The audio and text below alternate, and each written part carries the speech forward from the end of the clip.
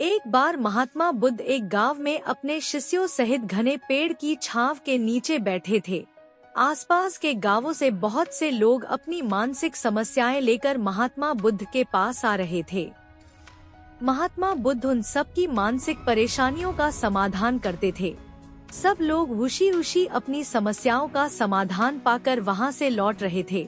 वहीं से कुछ दूर बैठा एक दुखी भिखारी लोगों को बुद्ध के पास जाते देख अपने भाग्य को कोसता हुआ यही सोचने लगा कि अभी कुछ देर पहले तो ये लोग दुखी मन से मुंह लटकाए उन महात्मा के पास गए थे और अब इतना खुश होकर कैसे वापस लौट रहे हैं। आखिर माजरा क्या है, जरा मैं भी जाकर देखूं कि वो महात्मा ऐसा कौन सा खजाना बांट रहा है इन लोगों को कि वे इतने प्रसन्न हुए कि उनके चेहरे लाल हो गए।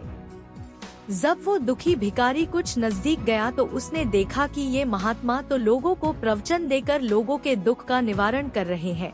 यह देखकर भिखारी के मन में भी तीव्र इच्छा हुई कि क्यों न मैं भी इन महात्मा को अपना दुख बताऊं।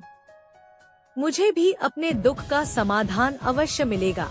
बस फिर क्या था, समाधान पाने की लालसा लिए भिखारी महात्मा बुद्ध के सामने पहुंचा और हाथ जोड़कर प्रणाम करते हुए बोला, हे महात्मा बुद्ध, मैं भी लोगों की मदद करना चाहता हूँ। मुझे लोगों की मदद करने की बहुत इच्छा है, लेकिन मैं कैसे मदद कर सकता हूँ? मैं बहुत गरीब हूँ। मेरे पास न तो पैसे हैं और न ही कोई ऐसी चीज जिससे मैं किसी की मदद कर सकूं। मैं कोशिश करने पर भी किसी की मदद नहीं कर सकता। मुझे भगवान ने इतना गरीब क्यों बनाया? हे महात्मा, मुझ पर कुछ कृपा करो। इतना बोलते हुए भिखारी रोने लगा। महात्मा बुद्ध बोले, आप बहुत अज्ञानी हैं, क्योंकि आप अभी तक इस भ्रम में जी रहे हो कि तुम्हारे पास कुछ नहीं है, जबकि दूसरों को कुछ देने के लिए तुम्हारे पास बहुत कुछ है। तुम बिना धन और वस्तु के भी दूसरों की मदद कर सकते हो। तुम्हारे पास जुबान है जिससे तुम मीठे शब्द बोलकर किसी के दुखी चेहरे पर मुस्कान ला सकते हो। इन्हीं शब्दों की ताकत से तुम किसी के भी टूटते हौसलों को फिर से मजबूत कर सकते हो। इन शब्दों की शक्ति से आप किसी के भी मन में सकारात्मक विचारधारा के बीज बो सकते हैं और उसे गलत रास्ते पर जाने से रोक सकते हैं। तुम्हारे दो हाथों से किसी भी कमजोर या लाचार व्यक्ति की सहायता कर सकते हो। आपकी दो आंखें किसी अंधे को रास्ता दिखा सकती हैं। तुम किसी के लिए दुआ कर सकते हो। यह हो सकता है कि उनके बुरे काम फिर से हो जाएं। आप किसी के अच्छे स्वास्थ्य की कामना कर सकते हैं, लेकिन अज्ञानतावश तुम अब तक इस बात को समझ नहीं पाए और इस भ्रम में अब तक जीते रहे कि तुम्हारे पास मदद करने के लिए कुछ नहीं।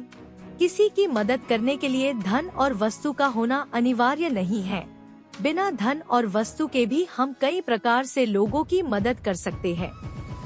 महात्मा बुद्ध के ज्ञान से भरे ये सुंदर शब्द सुनकर भिखारी के चेहरे पर मुस्कान आ गई और वह खुशी से झूमता हुआ वहां से चला गया। इस कहानी से हमने क्या सीखा? दोस्तों, महात्मा बुद्ध की इन बातों से बहुत कुछ सीखा गया।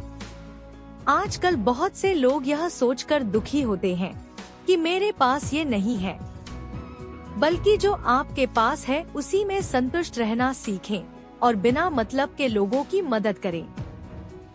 इन्हीं से आपको परम सुख की प्राप्ति होगी। अगर आपको यह वीडियो अच्छी लगी हो तो इसे लाइक करें, शेयर करें और हमारे चैनल को सब्सक्राइब करें।